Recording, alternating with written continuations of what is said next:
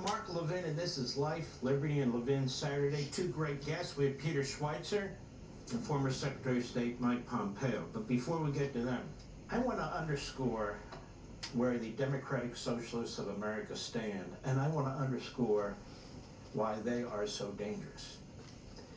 But I want to give it a historical context. So let's get started. What do they stand for? Abolish the Electoral College. That, of course, would empower heavily the dark blue states and the metropolitan areas. In other words, it would weight the electoral process toward the Democrats, and 2/3 of the country would be cut out of the process. They want to give D.C. statehood, a city, and Puerto Rico a territory statehood. Why those in particular? Because that would ensure they get 4 more Democrat senators, making it virtually impossible for the Republicans ever to have a majority in the Senate. Open borders. Defund ICE. Pack the Supreme Court. Pack it. So you have an ideological Democrat Supreme Court. That is a Politburo. A Politburo. So you and I and others, Mr. and Mrs. America, you'd have no shot at reversing anything that they do because the court would be theirs too. Medicare for all, which of course would kill Medicare, and all private insurance. All private insurance. Seems pretty radical, doesn't it? A wealth tax. You see this popping up in states, but it's also something that's come up at the federal level. So-called climate change and radical regulation over all aspects of our lives and the economy. The entire private sector. Free college education. Eliminate student loan debt. Gut the First Amendment to limit free speech during political campaigns. Gut the Second Amendment and the right to bear arms and so forth and so on. That's quite a radical agenda, don't you think, America? Well, guess what? I just gave you the list of positions that have been taken by the Democrat Party. Even before this Democratic Socialists of America, before those people, those flunkies, even made themselves known in any significant way. This is the agenda of the Democrat Party. The Democrat Party. You see, the Democrat Party is a radical party. In many ways, it's an alien party that does not embrace constitutionalism. It does not embrace the Declaration. It does not embrace Americanism generally. The Democrat Party gave birth to the Democratic Socialists of America, and there is significant overlap. Significant overlap. Let me explain what I mean.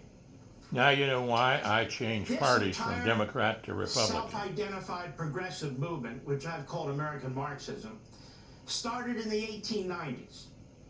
Is and was, as I wrote in Rediscovering Americanism, built on the ideas espoused by Karl Marx, who died in 1883. It adapted many of his ideas to our American system, as I wrote in American Marxism, thereby differentiating it from the more comprehensive and aggressive form of communism we see today. The Democrat Party became the vessel for this movement and its ideology. It is the progeny of Marxism, but again, tailored for America. And one of its earliest intellectuals was Woodrow Wilson. Woodrow Wilson was a professor, a scholar, a president of Princeton. He wrote several key books and essays on the subject, all of which I've read. He was not alone. There was Herbert Crowley and John Dewey and Walter Weil and others. And by the way, ready for this one? There was a prominent Republican who had become influenced by Crowley in particular. His name was Theodore Roosevelt. Theodore Roosevelt. You may recall, Roosevelt ran for president in 1912 in a new third party he created. It was nicknamed the Bull Moose Party, but the official name of the party was the Progressive Party. And he created that third party after failing to secure the Republican nomination against Howard Taft, which led to the election of Woodrow Wilson. Roosevelt was more of an anomaly among Republicans. The roots of Marxist ideology, again, tailored for the American political and governmental environment, are in fact the roots of the modern day Democrat Party. The battle between the Democratic Socialists of America and the rest of the Democrat Party is not as is being presented to you on television in other formats. It is really a difference between a more purist form of Marxism without the veneer of Americanism. Marxism without the veneer of Americanism. Establishment understandings through decades of experience, language and marketing, the Democrat Party understands must be shaped to attract voters and donors. Let me put it this way. The DSA is more Trotskyite. The Democrat Party is more Gorbachev. But back to Woodrow Wilson, because he's important in understanding what we're dealing with today. Woodrow Wilson had nothing but contempt for the Declaration of Independence and the Constitution. Now, respecting the Constitution, he argued that it was written and adopted by individuals who were attempting to enshrine for all time their beliefs, their values, their governing system, their economic system, and imposing it on this nation, America, for the rest of time. He said that the Constitution may have been fine for that time when they wrote it, adopted it, and ratified it. It was written for then, but not today, not for the future, not for modernity. Wilson said just as the framers were free to create a governing system for our country back then that accommodated the events back then, he said we're free to do the same today. They can't handcuff us with this Constitution. So Wilson condemned the entire construct of the Constitution. He attacked the idea of federalism, where the states were free to do as they wish. In contravention, he said, of the best interests of the nation as a whole, undermining the common good. Wilson focused his most virulent criticism on separation of powers, which is the heart and soul of our Constitution, which is what makes America what it is today. He argued that, quote, the trouble with the theory of limited and divided government is that government is not a machine, but a living thing. He argued that government is like a body of organs. If each organ is working against the other, rather than in harmony, it cannot survive. This is where the phrase living and breathing document comes from. Living and breathing document. It comes from that. And this is why the radical left and left-wing activists and activist judges and so forth use it as a slogan. It's a living and breathing document. It's living and breathing. So it can be applied to modern times. No. So it can be applied to their economic ideology, their governing ideology, DEI, and whatever else they come up with. Wilson denounced individualism, which, of course, is central to the Declaration and the Constitution. We are the sovereigns. You are the sovereign over yourself. De Tocqueville argued there's a circle of liberty around each human being that must not and cannot be molested by other human beings, by organized governments. Wilson rejects that. The left rejects that. The Bill of Rights is all about protecting you as an individual against this national federal government. So they reject the Constitution. Now they wave it around all the time when they think it will benefit them. But when it comes to the macro, to their big vision, to their counter-revolution, to the American Revolution, the Constitution stands in the way. In 1887, only 4 years after the death of Marx, 4 years, Wilson wrote an essay titled Socialism and Democracy. And here's what he said in part. It is very clear that in fundamental theory, socialism and democracy are almost, if not quite, one of the same. They both rest upon the absolute right of the community to determine its own destiny and that of its members. Men as communities are supreme over men as individuals. Limits of wisdom and convenience to the public control there may be, limits of principle there are upon strict analysis none. In other words, he's saying there's no limit to the powers of the collective, of government. He later says, in the same essay, the germinal conceptions of democracy are as free from all thought of a limitation of public authority as are the corresponding conceptions of socialism. There are no limits to public authority, any more than there are limits to socialism. Now, again, why is this important? Because Wilson is one of the main founding fathers of the modern day Democrat Party. He's one of the main founding fathers of what I call American Marxism, the application of Marxism to Americanism. This is very important, very important. Now, you've heard some of the Democrats say more recently, all the DSA is saying, all they're saying is, they have their views, and we need to bring them into a big tent, and they say, and look, it's okay. Look, I'm an FDR Democrat. I'm an FDR Democrat. That's a good thing. Well, let's talk about Franklin Roosevelt in the minutes I have left. Franklin Roosevelt's 1937 Constitution Day address. This was delivered not long after he lost the battle to pack the Supreme Court, which is what the Democrats will successfully do if they get the presidency, the House, and the Senate.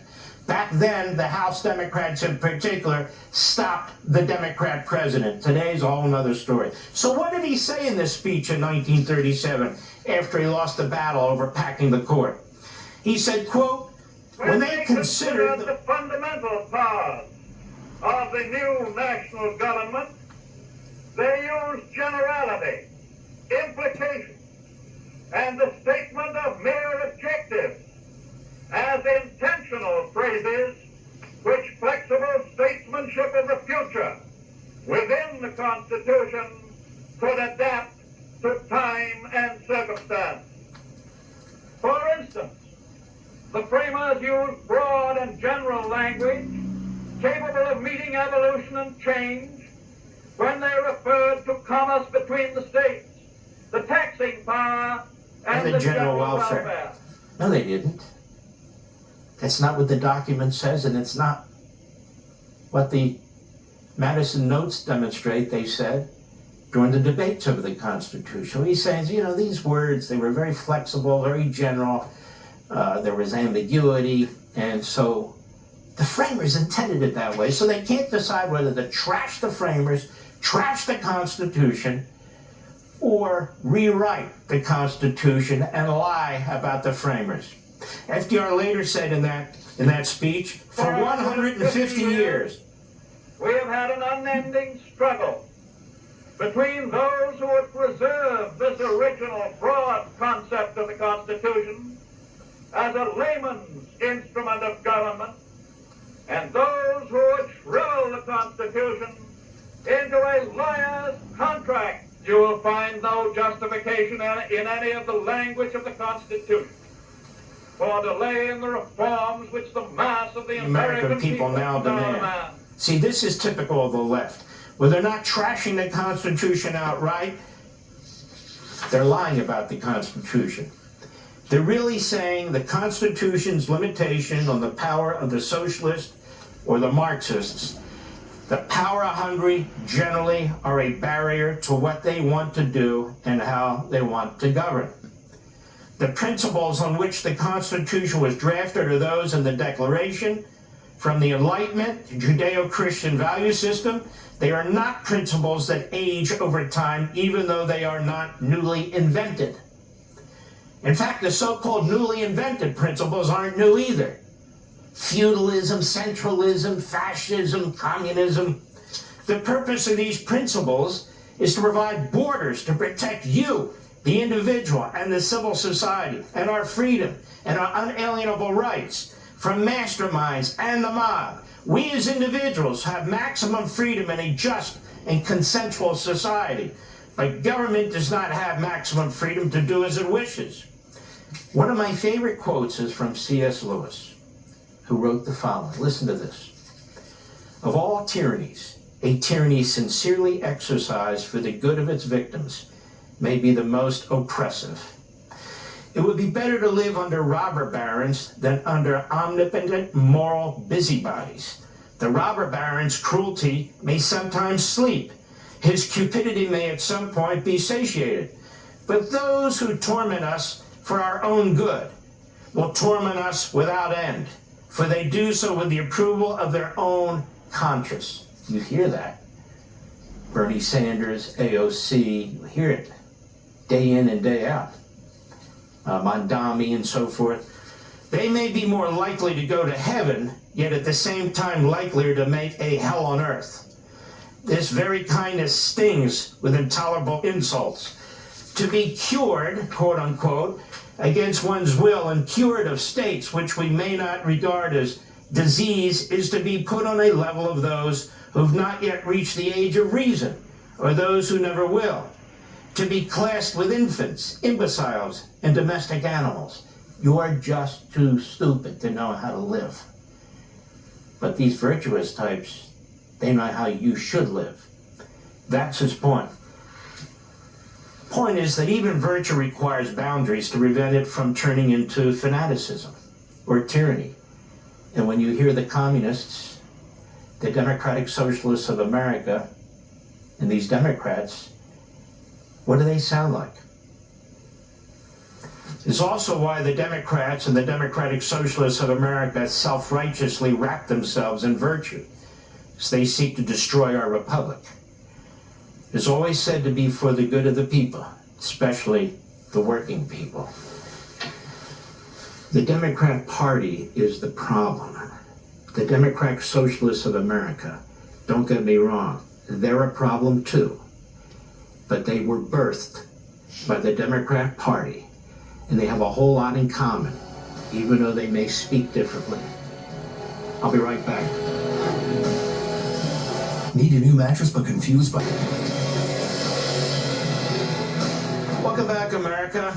Now for something completely different. Our friend Peter Schweitzer, who is the president of the Government Accountability Institute, and he's written a fantastic book, The Invisible Coup, How America Elites and Foreign Powers Use Immigration as a Weapon. This is particularly key right now, given what's going on in our country with these Islamist fortresses that are being built, these sort of segregated communities, the pushing of Sharia law, and the involvement in our politics and so forth. But before we get to that, Peter Schweitzer, you've been following closely what's been going on with Iran as well.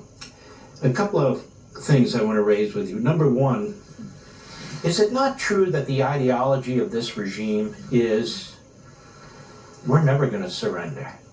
That we're doing God's work? Allah has told us to do this, and we sure as hell aren't going to surrender to the West, because it's the West, particularly the United States, that we are supposed to destroy.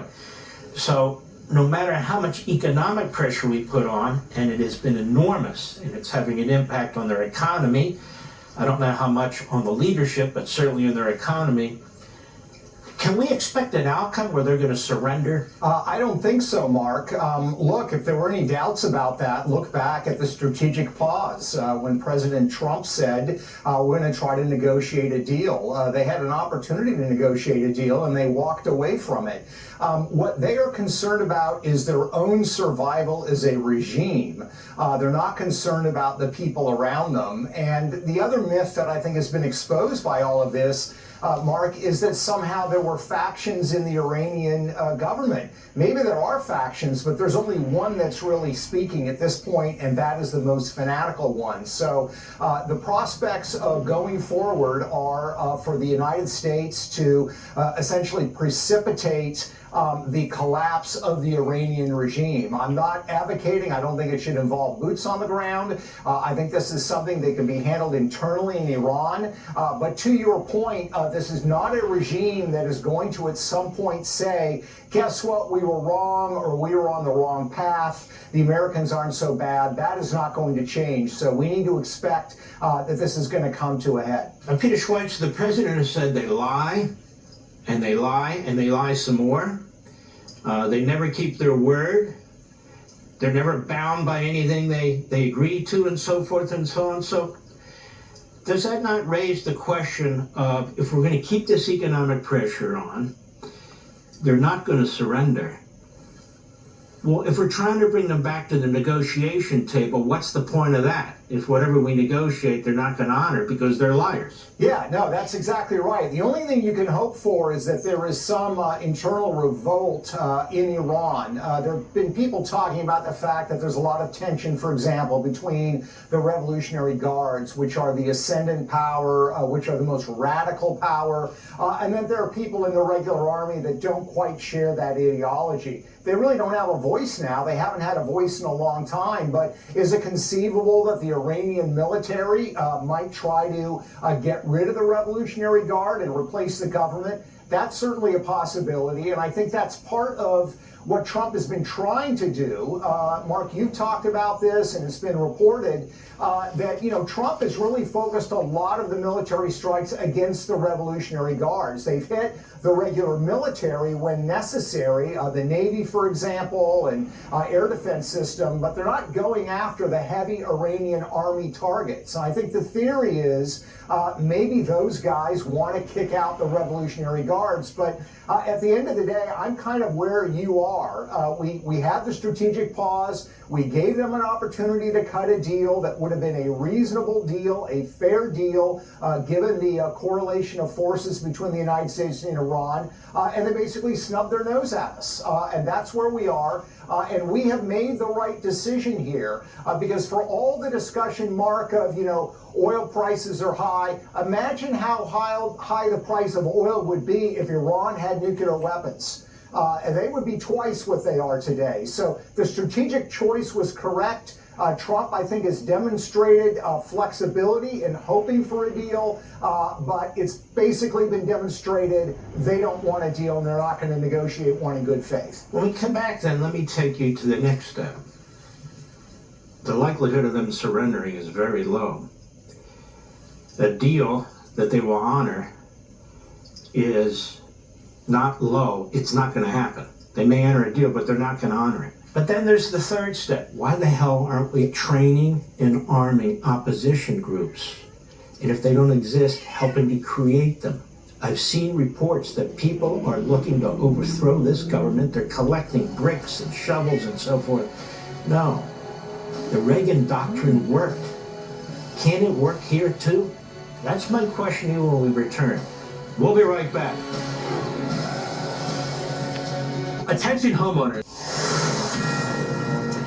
This is a Fox News Alert. I'm Shanley Painter. You're taking a live look at Hawaii, where Hurricane Lala is lashing the Big Island with heavy rain, strong winds, and rough surf. The Category 1 storm currently has maximum sustained winds of 75 miles per hour. It's threatening severe flooding, wind damage, mudslides, and dangerous storm surge. Lala could make landfall in the next couple of hours, but its exact path remains uncertain. If it does, it would be the first hurricane to do so in nearly 35 years.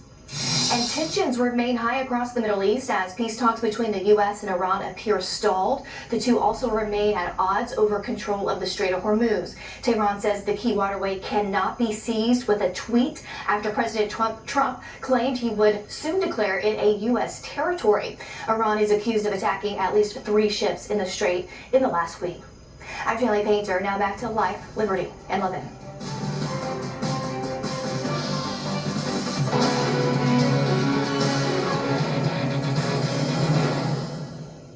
Welcome back, America. We're here with our friend Peter Schweizer. So just to sum up, the likelihood of them surrendering is very close to nil. The likelihood to them honoring a deal, should they even enter into a deal, which they don't seem willing to do right now, seems to be, to me, almost beside the point, because they're not going to honor it. They haven't honored any deal for half a century. Why would they honor this? And their political/religious ideology doesn't permit it. They exist to kill us. They exist to wipe out the West. That's their ideology. And they're not going to stop. They're not going to stop until they're stopped. And so my question to you is this. Why would we not help train and arm opposition groups? There are millions of people there that have a really big grudge that they want to settle. And there's others, millions of them, who do not believe in what this regime is doing, and they want to overthrow this regime. I've never seen a population under circumstances like this that is more willing to put their lives on the line. You don't see it in North Korea, you don't see it in China, you don't see it in other places, but you do see it in Iran because these are really Western people, and this is really, in many ways, is sort of a foreign regime that's imposing its terrorist will on these people. So why aren't we helping them? Yeah, it's a great question, Mark. We know that when the bombing started, the Iranian government distributed some 750,000 rifles to people on the streets that were sympathetic to the Revolutionary Guards. And they basically told them, if somebody's getting out of line, shoot them. You have full authority to do so. So they have seen the need for this intimidation tactic, and still people are defying them. I think we need to be arming and we need to be organizing the opposition. And we need to keep in mind that these things don't happen spontaneously.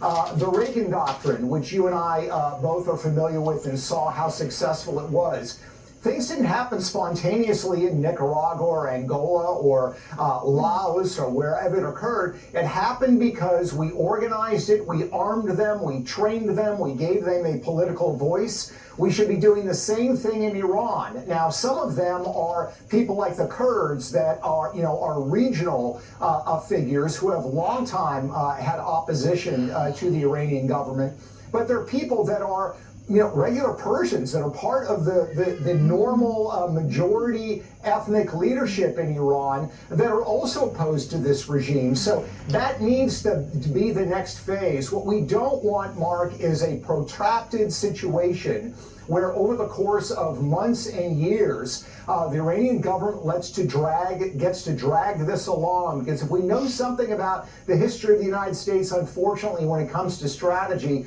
we get pretty impatient.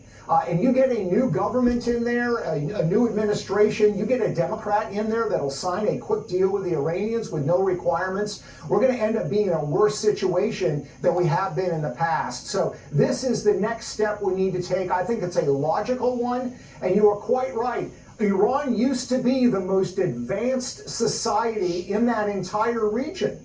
In terms of individual rights for women, the arts and culture, they are now the most regressive because of this alien regime that Ayatollah Khomeini in 1979 created and has been perpetuated by terror ever since. So this is the next step, and I think you're quite right. It's one that is low risk in terms of no direct confrontation, but it gets the job done, which is what we want to happen. I think when we look back on this, people are going to be shaking their heads about it. To me, if we'd started this months ago, we'd be much further ahead in terms of taking out this regime. We'd be much further away, the midterm elections and so forth and so on. Somebody's resisting this. Maybe it's the CIA. Something is resisting this. I don't really care what the Arabs have to say about it or Erdogan has to say about it. We're in the middle of a war. We got to win this thing. And that's the bottom line. Peace doesn't come before victory, period. We need a victory. And the fastest way to get a victory is to use all the tools that we have, all the human resources that we have. And that's one that's just sitting there as far as I know. I want to thank you, Peter Schweitzer, for all you do in exposing corruption, exposing foreign involvement in our government, particularly China, as well as Iran and Qatar. You do a tremendous job for the nation. God bless you, my friend. Thank you, Mark. Always great to be with you. We'll be right back. Just to urinate. Find it at Walmart or these retailers. This is a great segment here. Please pay close attention to it. Welcome to the program. Former Secretary of State, former CIA Director Mike Pompeo, who knows of what he speaks, and was a great CIA Director and Secretary of State, as a matter of fact. And he's a Fox News contributor. Mr. Secretary, I want to play this video for you first, and then I want to ask you a couple of questions about it. Go. You asked me to talk a little bit about some inside information. Of course, there are things that I can say, there are things that I cannot say. And so I was last week with Brother Ismail Haniyeh. Ismail Haniyeh as the leader of Hamas. It can be a very long battle. And that will destroy the Israeli society. I, myself, the leaders of Hamas, are not looking at this battle as the liberation of Palestine. Allah subhanahu wa ta'ala promised us a victory over these major powers. So one of the promises of the Prophet ﷺ is that the day of judgment will not happen until Islam prevails. And we become victorious. And we will rule the whole world. It's up to you to believe or not. So, Mr. Secretary, what he's saying there is these battles are not the liberation movement. The liberation movement is the complete destruction of the West. And you said you can believe me or not, but that's the movement. We want to destroy the West. Number one, that not only completely justifies dealing with this regime in Iran and their effort to have nuclear weapons, but the head of the Muslim Brotherhood reflects exactly the ideology of the regime in Iran. The regime in Iran believes that Allah has put them on this mission to destroy the entire world. It is based on a 7th century belief system. They say it over and over again. So I would ask you this. Given that's their mentality, and it certainly is played out, I think, right now on the battlefield, what is the likelihood of them surrendering, as I asked Peter Schweitzer, the prior guest? Well, Mark, it's great to be with you, and I hope I give the same answer Peter did, which is precisely zero, is the likelihood of them actually surrendering without getting to what President Trump talked about at the beginning of the conflict, which is capitulation of the Iranian regime and defeat. We have to win this. And the video that you showed is important because it shows this Islamist ideology, right? This theocratic vision for global dominance that the Iranian regime holds today and others across the globe in the Muslim Brotherhood network hold today is something we're going to have to continue to defeat. And so when I hear people talk about this having been President Trump's war of choice, or saying somehow that, gosh, if we could just get an MOU that had enough detail around it, those are foolish statements. Had we done this 10 or 15 years ago, this would have been much easier than today. And had we waited another 15 months, this might have been a nuclear-armed Iran, and it would have been even more difficult. So I fully credit President Trump for his accomplishments and his choice of the timing. Now it's time to go win. And we can talk about this, but we have the capability to get a strategic victory here, which will get us to a model that looks more like the deterrence that we had for a little bit of time during first Trump administration. It's never permanent, Mark. Deterrence is always temporary. President Reagan taught us this. But I think the American people, when spoken to plainly and clearly, will come to appreciate that this is central to our Western civilization and its continuity. You know, Mr. Secretary, when we come back, there's a lot of focus on the Strait of Hormuz, understandably. There's a lot of focus. Now we're counting the number of ships and the amount of barrels of oil are coming out of there. I watch people say that this will be a total victory if we can get that open and so forth and so on. That's a big if, by the way. I don't see it as a total victory. I really don't. I see a total victory as destroying this regime, because if we don't destroy it, it will be back another day. It'll be back another day with the support of the Communist Chinese, the fascistic Putin, the North Koreans, with missiles, with ballistic missiles that can reach America, with nuclear warheads, because Donald Trump's not going to be president for the rest of our lives or the lives of our children and grandchildren. When we come back, I want to ask you about that. And I'll ask you the question I ask every single weekend for the last 2 months. By the way, you are perfectly situated to answer it. You were the director of the CIA. I remember Bill Casey when I worked in the Reagan administration and the Reagan doctrine. I know I'm blue in the face repeating this, where we literally trained and armed opposition to help overthrow governments. And it succeeded as part of the effort against the Soviet Union. So I'm going to give you the floor when we return. We'll be right back.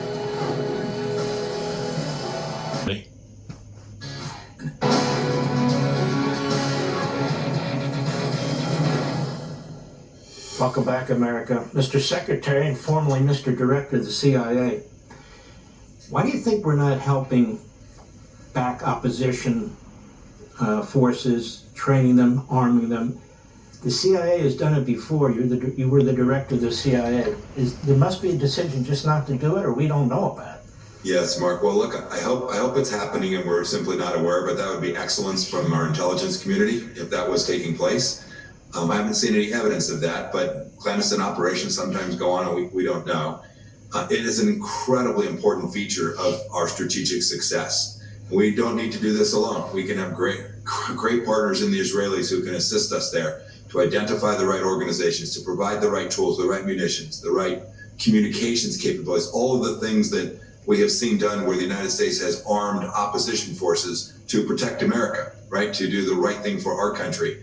So I hope that we'll do it. And if you do that, along with continued enormous economic pressure, and then I think we're going to have to conduct more military effort as well. I think there are more targets that have to continue to be defeated so we can fly over that country safely. If we do all of those things, and this may still take a bit, if we do all of those things, we can get the strategic victory, which will certainly be good for the United States and Israel, it'll be great for the Gulf Arab states, and most importantly, it will provide notice to the Chinese Communist Party that we are a nation that is prepared to actually win and defeat our adversaries. You can't underestimate how critical that is to keep deterrence globally so that Western civilization does in fact prevail against the enormous set of threats, the Russians, the Chinese, the Iranians, the North Koreans, that are all working together to defeat us. This is a crucially important point when I hear commentators say, we need an off-ramp, we need to get on an off-ramp. And actually there's some reports that one or two generals are saying this too. Well, let's say we take an off-ramp. It looks pretty good, but everybody knows, including the Communist Chinese, the Russians, the North Koreans, the Iranians, and the American voter. They know that this wasn't a victory. It was just an off-ramp to get off the off-ramp. Isn't that enormously detrimental to us because the Communist Chinese see this and they're salivating over Taiwan? Russia sees this and they're salivating over maybe one or two NATO countries. North Korea sees this. They're always threatening South Korea. I mean, wouldn't this be problematic generally? Mark, absolutely. And I've tried to remind folks, this is absolutely about defeating the Islamic Republic. There's no doubt about that. But it is far bigger than that. We have to demonstrate, especially after all that we've done, all the tactical and operational successes that we have had in taking down the nuclear program, some of the military capabilities. If we walk away from this, first, tactically, gas prices will go right back up.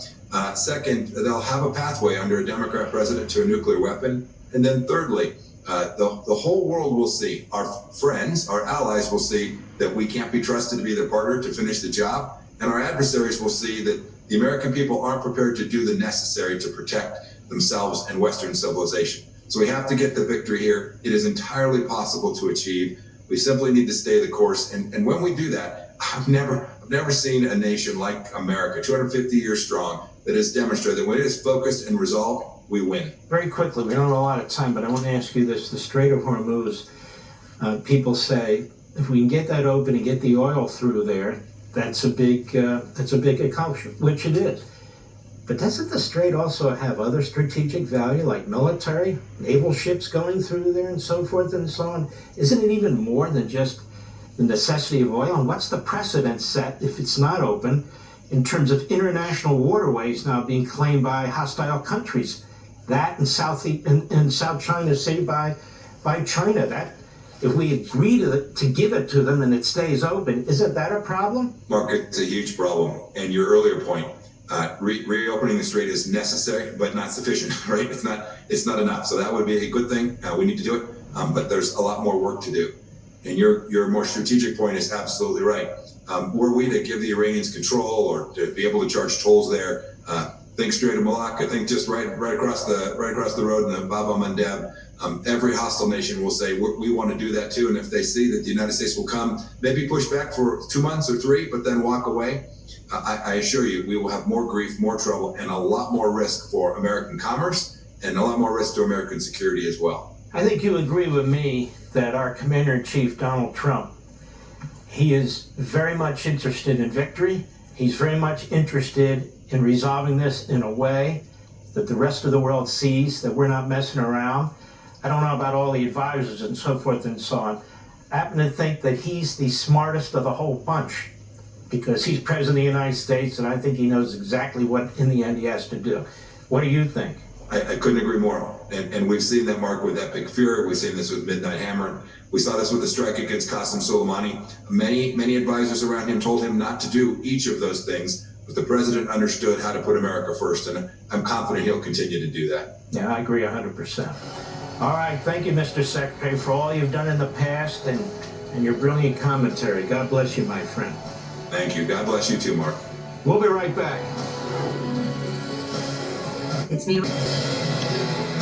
Welcome back, America. Don't forget, tomorrow night, Life, Liberty, and Levin. Same time, 8 p.m. Eastern, same place, right here. If you can't be here, record us. DVR, whatever recording device you have, we'd love to have you. We'll have some great guests, including General Jack Keane. I always talk about the Marxist-Islamist fusion, the alliance. I've written about it.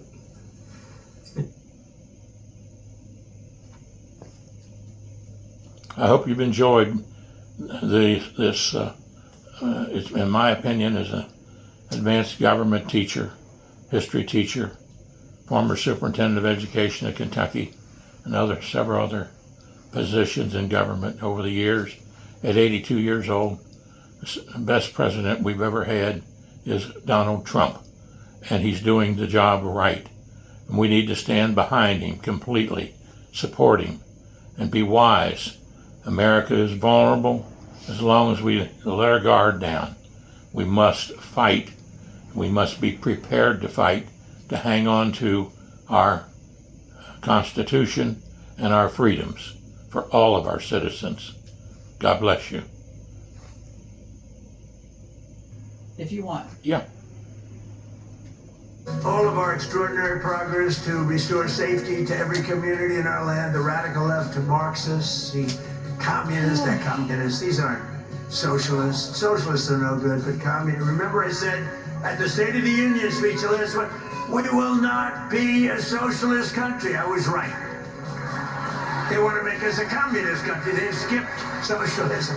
But they continue their war on police and their destruction of the rule of law. The communists want to turn America into a third world country, into a hellhole of crime and filth. That's President Trump on the Democratic Socialists of America's growing influence within the Democratic Party, as the midterm elections are less than 3 months away.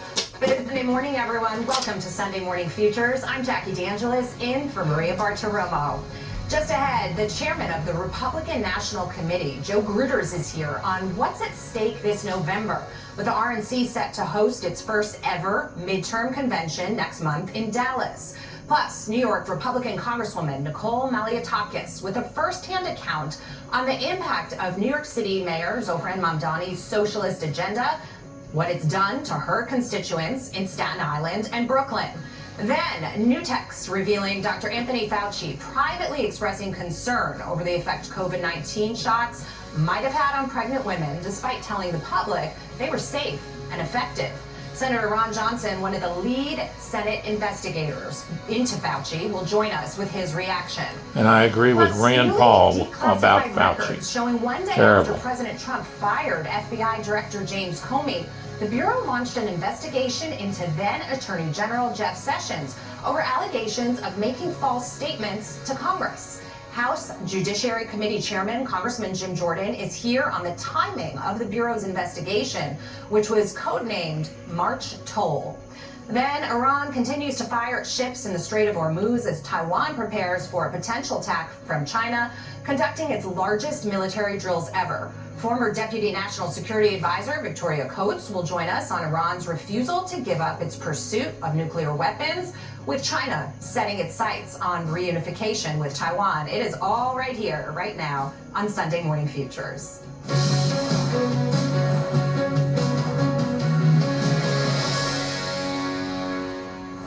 We begin this Sunday morning just 79 days away from November's pivotal midterm elections, with President Trump's agenda at stake on the ballot as Republicans seek to keep control of both the House and the Senate. Democrats, though, are vowing to launch multiple congressional investigations into the Trump administration if they win control of either chamber of Congress. New Fox News polls showing inflation and high prices are the top issue for voters in key Senate races in Maine, Michigan, and Ohio. Inflation dropped slightly in July, down 0.1 point from June, but prices were up 3.4% from a year ago as elevated consumer prices remain a drag on the economy. With the new data, economists are expecting the Federal Reserve to keep its target rate between 3.5 and 3.75% when the board meets next month. Meanwhile, the Iran conflict is now in its 6th month as Tehran's brutal regime continues to resist calls to give up its pursuit of nuclear weapons instead of holding their own people and the Strait of Hormuz hostage. The president on Friday said once the conflict ends, he's going to declare one of the world's most vital waterways a U.S. territory. And after we finish defeating Iran, which is being very badly defeated, pretty soon I'll be declaring the Hormuz Strait a territory of the United States.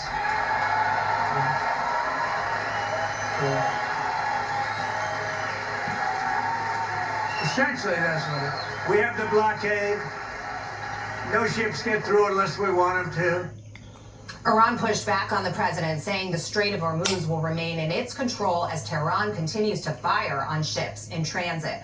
All this comes as the Republican National Committee is preparing to host its first ever midterm convention in Dallas, which will be the party's largest convention in 10 years, with President Trump headlining that event. Joining me now is the chairman of the Republican National Committee, Joe Gruters.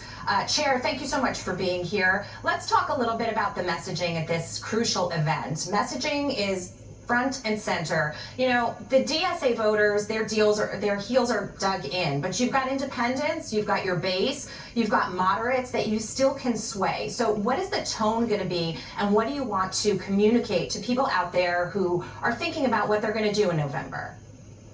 Well, listen, the Democrats are relying on history. We're relying on our voters and voters out there to see the clear difference. And so we have to show the contrast. And listen, this convention is just one way we're going to, defy history. We're doing things a little bit different. We're going to put the president front and center. We're going to show the contrast between the DSA and what we are offering moving forward. And I encourage everybody, because this convention is going to be an unbelievable experience. It's going to be politics in full volume for everybody out there. And listen, this is the first time in history we're giving the American people the chance to come. Go to GOPconvention.com. Join us. Everybody has an opportunity. We're going to have a live raffle. Everybody can come out and support the cause and join us. It's a great opportunity to rally the troops, raise some money, and also with President Trump headlining, some say he is the best communicator when he's talking to the American people. He knows how to speak to them, and he knows what the issues really are. This idea of affordability is what the DSA has, grabbed onto, but their approach obviously is not going to lead the nation to the solutions that we need. The president understands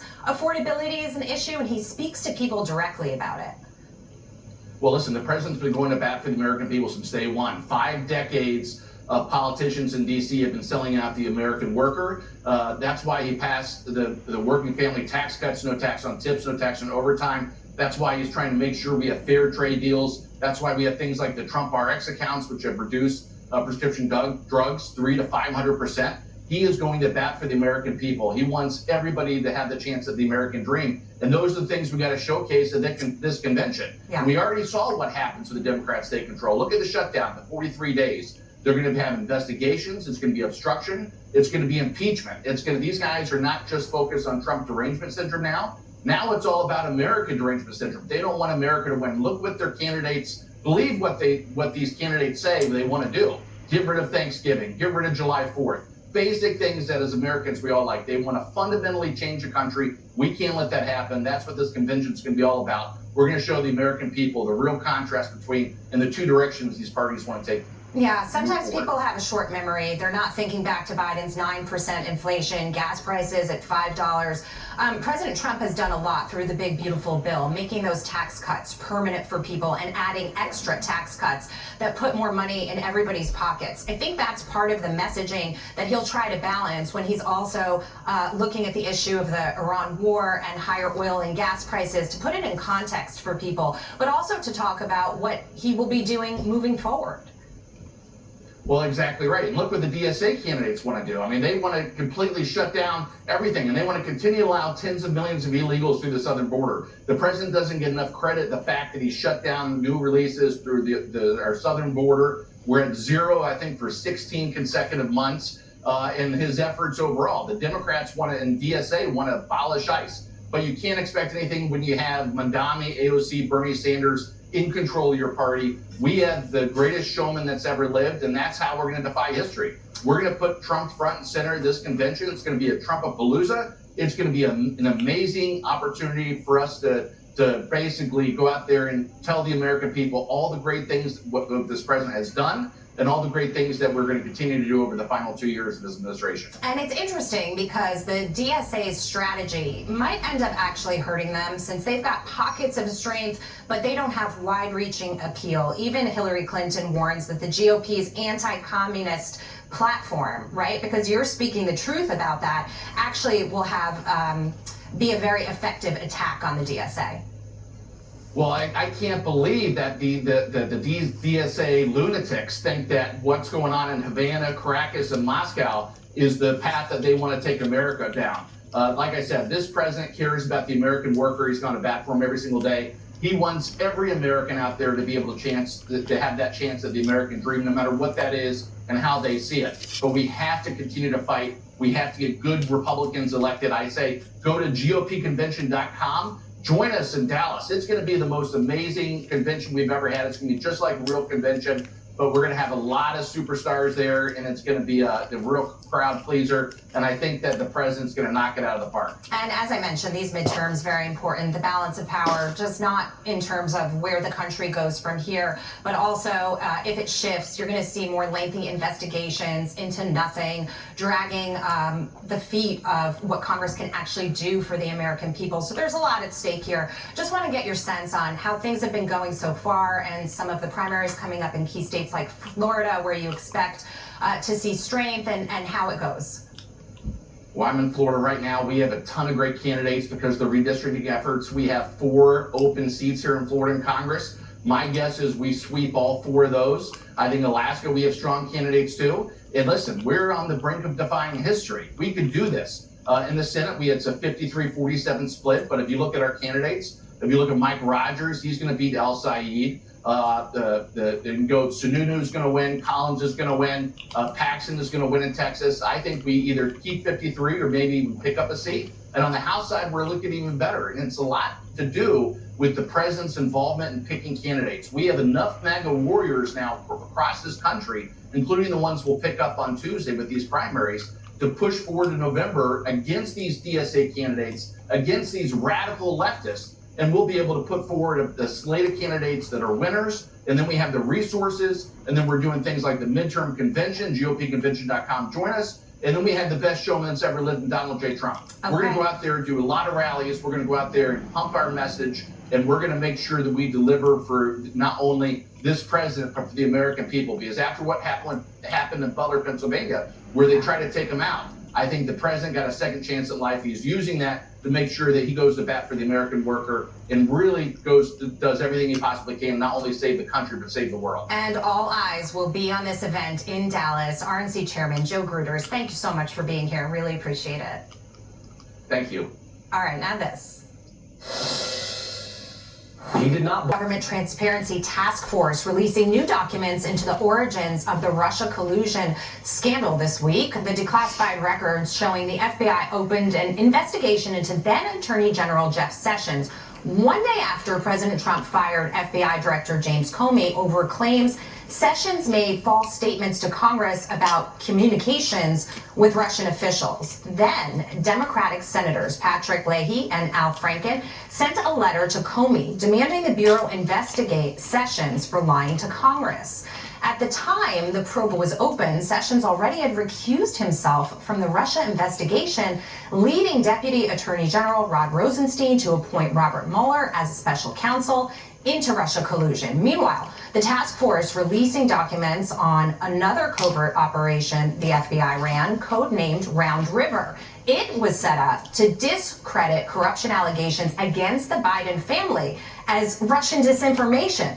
The secret venture began around December of 2019 during President Trump's first impeachment on charges of an inappropriate phone call with Ukrainian President Volodymyr Zelensky. Joining me now is the chairman of the House Judiciary Committee, Congressman Jim Jordan. Thank you so much, Congressman, for being here. And I want to talk about this FBI investigation, March toll, because the timing is not coincidental. And we are just learning about some of these details. So President Trump is trying to fix things within the FBI because they're going after him on unsubstantiated reports. And so he fires James Comey. Then the next day, they go after Jeff Sessions because the Democrats couldn't leave the breakdown of the institution right where it was. They had to try to further it even more. Yeah, and remember, even before that, when this all got started, was the Clinton campaign hiring the law firm Perkins Coie, who hired the public relations firm Fusion GPS, who hired the foreigner Christopher Steele, who wrote the bogus document called the dossier that Comey takes. He knows it's bogus. He takes it to the secret court, the FISA court, to get a warrant to go spy on President Trump's campaign. That happened, and then when people start digging into that and figuring something out, then it's on to this next thing. He fires Comey, and they go after Jeff Sessions, and then, as you point out, they launch this operation a few years later when a number of us are starting to dig into Joe Biden and all the crazy things that went on there with Ukraine and Burisma and his son Hunter Biden, and they run an operation against members of Congress and other people affiliated with or associated with the Trump campaign and the Trump administration. Right. That's how ridiculous it was. Running ops against the government. The FBI was doing this. Yeah, and on the Biden side, of course, it was Russian disinformation. Nobody wanted to pursue that narrative or look into any of the details. But when it came to President Trump, you needed a special counsel investigation where we did get more detail, which was helpful. But when you learn little pieces of the timeline like this, you see just how bad it was. Yeah, remember, so the Clinton campaign does that. Comey uses that ridiculous document to go spy on President Trump's campaign. 4 years later, they run an operation against members of Congress and members of President Trump's administration to try to help Biden win. So it was always designed to hurt President Trump and help his opponent win. It was designed to help Clinton win in 16, Biden win in 24, and then, frankly, you could say, or in 20, and then in 24, you could say, well, he's Jack exactly Smith was right. designed to help Biden or Kamala Harris win and President Trump lose in 24. So they ran operations each and every time President Trump was running for office. Even as you uncover all of this detail, there are some advisors, like White House advisor Peter Navarro, who says you haven't done enough to investigate some of this weaponization. What is your rebuttal to that? We've done everything we can. We've referred people for prosecution. We referred John Brennan because we know he lied to us. We referred him 8 months ago to the Justice Department. We just recently referred Jack Smith because he lied to us. He said he only got the records, the phone records of members of Congress. He said he did not get contents of members' communications. And then we find out, oh, he went to the National Archives and got text messages between members of President Trump's administration and members of Congress. And he had that information and didn't tell us that when we deposed him. So he lied to us. We referred him. And we've also referred Thomas Wyndham, one of his deputies, for prosecution as well, because he tried to obstruct our investigation into this whole operation that they're running against President Trump as the special counsel. And we're heading into the midterms, very crucial for the party. Americans are looking at gas prices over $4 a gallon. The president is still deciding how he's going to handle the Iran war and where it goes from here. The DSA is hanging on to this idea of affordability to keep driving it home. They're winning some of their races. Some people say we actually shouldn't be wasting time looking into what happened in the past, but we should be focused on moving forward. Others say you need to do a little bit of both to balance everything out because the past is important for the future. But your thoughts on where the Republicans stand for the midterms on the messaging around affordability and trying to win some of the key races? Well, I always say we make this job way too complicated. It's pretty basic. What did you tell the voters you were going to do when you ran for the office? If you win, go do what you said. I think we've done that. We said we would secure the border with the help of President Trump, and of course his great work. We've done that. We said we would cut taxes. We did that. The economy is moving in a pretty good direction, but I understand there are costs out there that are tough on middle class and working class families. We're working on that. But I do think that when you step back and look at the midterms, the real takeaway I think is going to be all the crazy positions the left which now controls their party, all the crazy positions they're taking. I mean, it's crazy to defund the police. It's crazy to say you want to abolish ICE. It's crazy to say men should compete against women in sports. It's crazy to shut down the government twice in one Congress is what the Democrats did.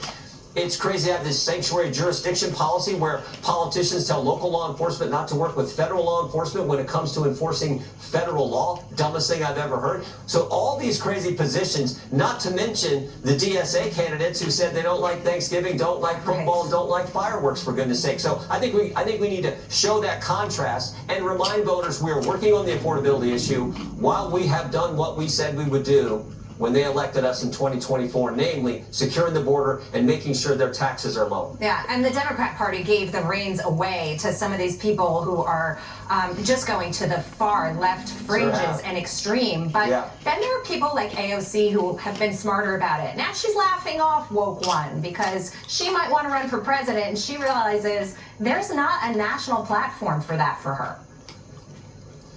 Yeah, there's not a national platform for not liking Thanksgiving and not liking football, for goodness sake. Next they're going to tell us they don't like apple pie and ice cream, which go together like football and Thanksgiving. So yeah, they can try to dismiss it, but the American people are sharp. The American people have common sense, and I think they see common sense versus the crazy on the Democrat left. And I think they're going to vote for common sense this November, and we will keep the majority and keep moving in the right direction. All right, Congressman Jim Jordan, thank you so much for being here. Really appreciate it. Excellent. Thank you.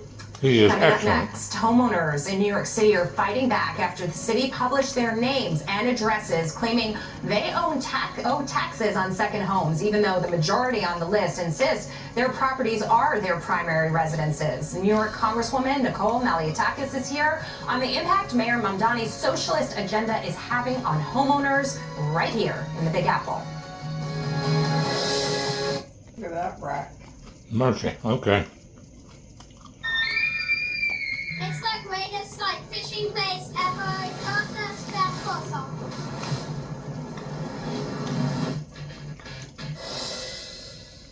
I continue to believe in the importance of a surcharge on secondary homes worth more than $5 million, as well as our ability to implement that surcharge. And just to go back to the importance of it, we're here today talking in some ways about art, but in other ways also about affordability. And the importance of a tax on a secondary home worth more than $5 million is that it raises $500 million, and that is money that makes our streets safer. It makes our schools stronger. And that's New York Democratic Socialist Mayor Zohran Mamdani, as an appeals court in Brooklyn temporarily lifted a lower court's ruling in Staten Island, allowing Mamdani's new tax on second homes to continue while the legal process plays out. Mamdani's administration released a list of over 900,000 homeowners who might be subjected to the new tax on the city's website, despite the vast majority of those people not meeting the criteria of the new law. Critics accused Gracie Mansion of doxing homeowners, many of whom are elderly and have owned their homes for multiple generations. Department of Finance said it was up to the homeowners to request an exemption, or else they could be hit with a 5-figure tax bill. Meanwhile, the New York Police Department is denying a report that it will send taxpayer-funded security detail to accompany Mamdani's wife for her upcoming trip to Syria and Lebanon, after City Hall initially said that the NYPD would. In a statement to Fox News, a police spokesperson said, quote, "The NYPD does not send officers to countries with level 4 travel advisories for discretionary reasons not linked to investigative work." Joining me now with reaction to all this is New York Congresswoman Nicole Malliotakis, who represents Staten Island and parts of Brooklyn. It's great to have you, Congresswoman. Thank you for being here this morning. Let's start with the rally on Friday. You were with President Trump, and you were posting on X about talking about securing the border, deporting criminals, prosecuting fraudsters, and making America's cities safer. This is what you promised your constituents, and something that many people still here in New York do want.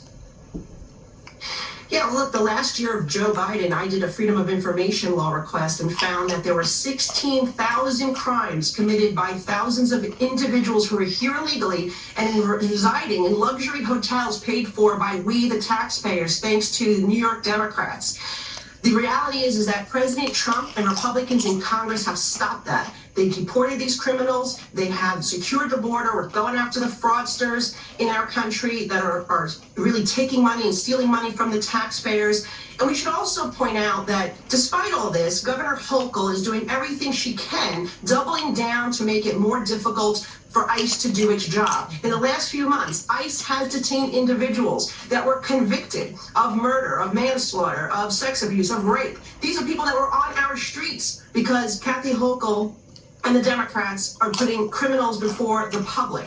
And I should also point out something that they have released under Kathy Hochul, the New York Parole Board, dozens of cop killers and hundreds of murderers and violent offenders. It is ludicrous, and that's why we need to elect Bruce Blakeman to turn the tide if we are truly going to make our entire state of New York safe, because he is leading right now Nassau County, which is the safest county in America, according to U.S. News and World Report. But again, Kathy Hochul now tying his hands to from being able to keep his county safe with the new laws she just put into place. Yeah, and Blakeman's got a little bit more of a runway here than Lee Zeldin did because of all of this DSA policy making that's going around. Let's talk about the taxpayers you mentioned here in New York City, Zohran Mamdani with the pied-à-terre tax. I had the lead attorney on the case right now that's trying to fight City Hall on this, on Maria's Wall Street show on Friday night. And he was talking about the fact that the state hands over the tax data. All you have to do is look and see that people pay their taxes here, and you don't send them a notice. But what they're counting on here is essentially doxing people, harassing them, hoping that they miss deadlines and don't get their exemption so that they will be on the hook for the bill. And it is just infuriating for people that have to then have the burden of proving they are residents here when they pay taxes already. I mean, enough is enough.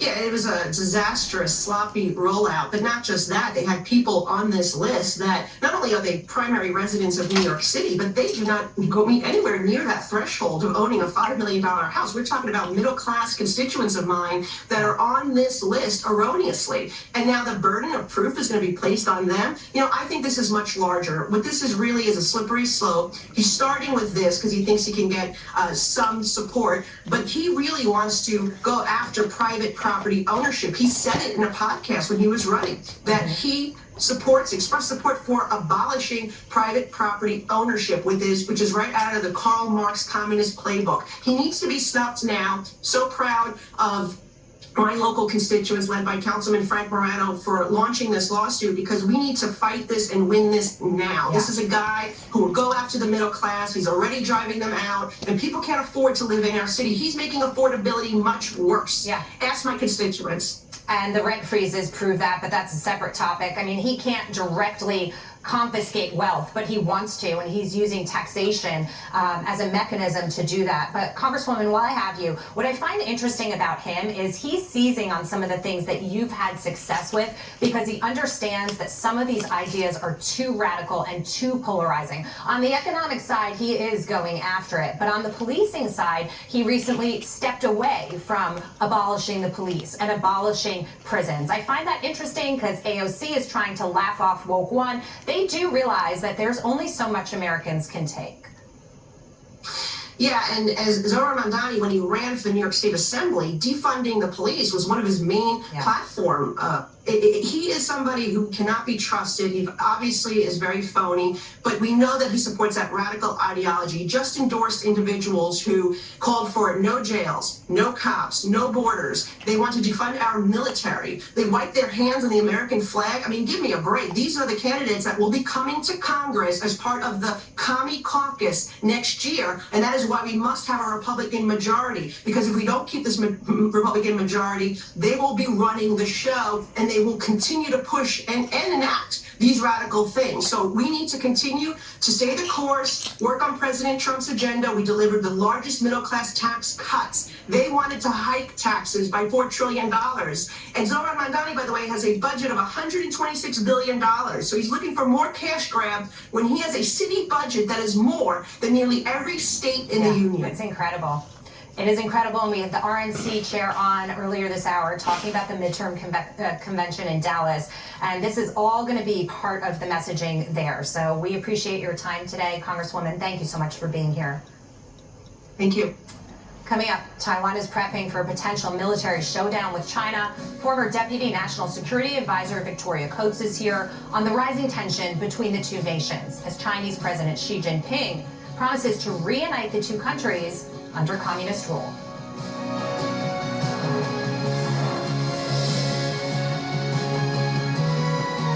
48% of Americans aren't getting enough magnesium, which is maritime traffic remains on high alert in the Strait of Hormuz. Another of the world's vital waterways is facing increased tension, the South China Sea. On Friday, China slammed Taiwan's annual military exercises as a, quote, wasteful charade, claiming Taipei is stoking panic of a potential war with the communist nation.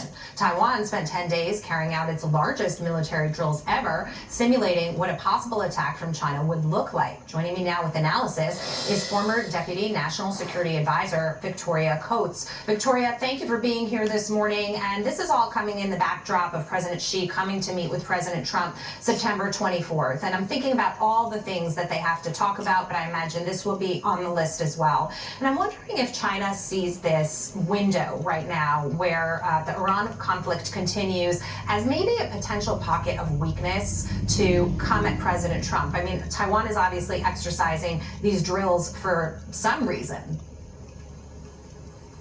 Well, good morning, Jackie. Good to be with you. And yes, I think the summit on September 24th is going to be a very packed agenda. Lots to discuss with Chairman Xi and President Trump. But I actually think President Trump is coming in a position of strength because as Xi looks at the things that he's accomplished in the last 6 months, both the Operation Epic Fury and the operation against Nicolas Maduro in Venezuela, China doesn't have that kind of force projection capability yet. So I think that we are in a strong position, but this is why it's so important. The Senate acts and passes the NDAA, funds our military, agrees to the president historic $1.5 trillion budget request for our military. That we just can't play games with this anymore because it is really serious. Yeah, you're bringing up a really important point.